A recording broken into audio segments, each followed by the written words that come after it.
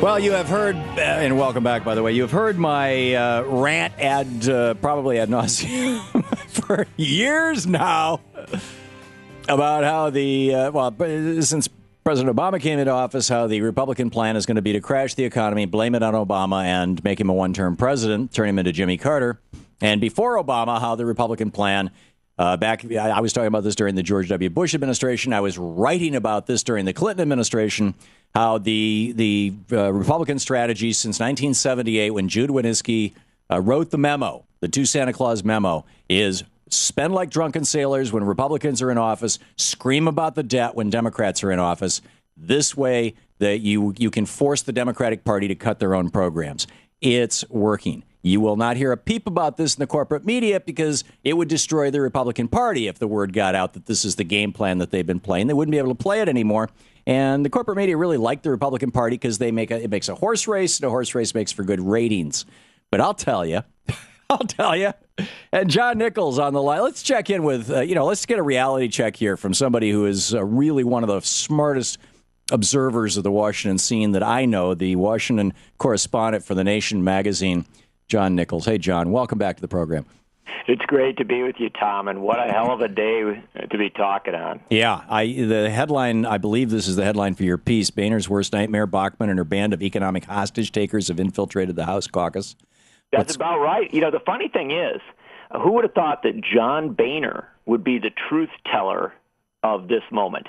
But the fact is that in his recent appearances on, Republican state radio, which is the Laura Ingraham show, he has really spoken out of turn about his own caucus. At one point, he acknowledged that he was screaming at them to get their asses in line.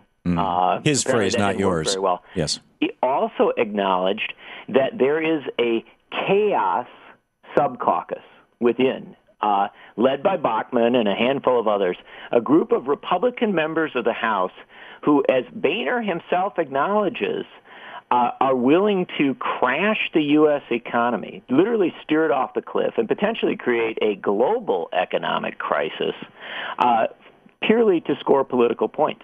Yeah. And Boehner, in his interviews with Ingraham, has acknowledged this, but today, rather than show any sort of patriotism and stand up and say, no way, I'm sorry, I am not going to go with the crazy caucus, I'm not going to go with the chaos caucus.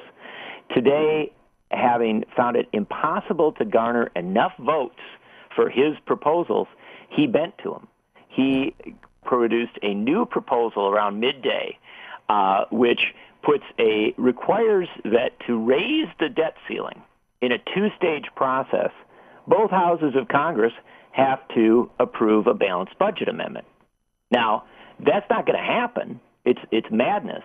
Right. He may get his votes in the House, but to go to that extreme, even David Dreyer, one of the key Republicans in the House, acknowledges that it makes whatever the House passes irrelevant to the negotiations over this weekend. Right. So Boehner's pretty much just imploded. Yeah. And, he's like Julius Caesar with Brutus standing next to him. He's just waiting for the knife to be shoved into his stomach.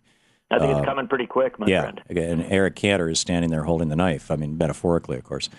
Well, I think Bachmann's out there. This is a fascinating phenomenon. There is simply no question that if Michelle Bachmann did not exist, Boehner's life would be a hell of a lot easier. There's a reason why she and even Cantor maneuvered to keep Bachmann out of the House leadership. She ran early this year for a low-level leadership position, didn't get it, so decided to run for president. Mm-hmm. But there's a reason they kept her out. She is a nightmare for them because she knows how to get the headlines.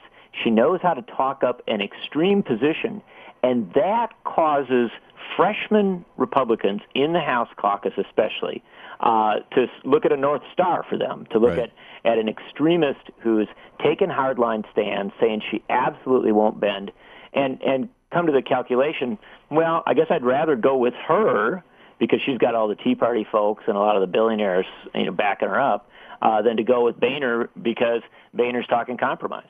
Well, here's the thing that concerns me even more than what's going on in the Republican caucus, because they're unhinged and time will tell. But what concerns me even more is that in the early 1930s, in 29, 30, 31, In 32, Hoover changed his tune, but by then it was a little too late. His response to an economic depression was to cut federal spending, was to lower taxes, or to keep taxes low. They were at 25% right at that point for the top federal income tax rate, and lower corporate taxes. And it didn't work. I mean, it made things worse.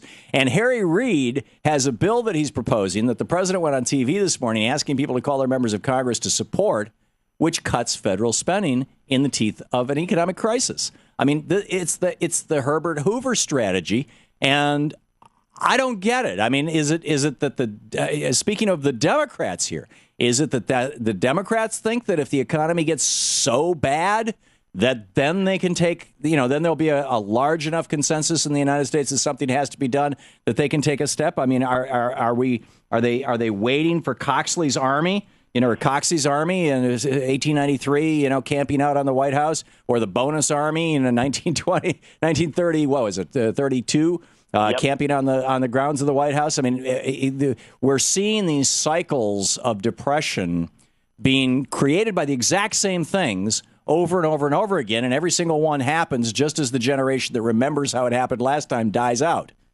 You're exactly right, Tom, and here's the scary part about it. If you took the economic history knowledge of the president, Harry Reid, and all their advisors, you wouldn't be able to get a soliloquy as good as the one you just gave. And that's a really troubling reality. They don't get it. They don't know it. And the worst part about it is that they're making the same mistake that Hoover made back in 28, 29, 30, and that is to believe in the fantasy that the Federal Reserve can somehow manipulate the economy sufficiently so that when you do really stupid things in Congress, they can, flow money out, pull money in, play the game. Yeah. And there's no question that right now the Obama White House has fallen into that same madness. They are betting that they can make horrible cuts, do really crazy things, and that somehow the Federal Reserve is going to balance that all out. Yeah, and it hasn't happened. What they don't recognize is that the Federal Reserve has been basically trying to do this now for 2 years, and it hasn't worked. Yeah. So this is a very, very dangerous tightrope walk that the United States is on right now.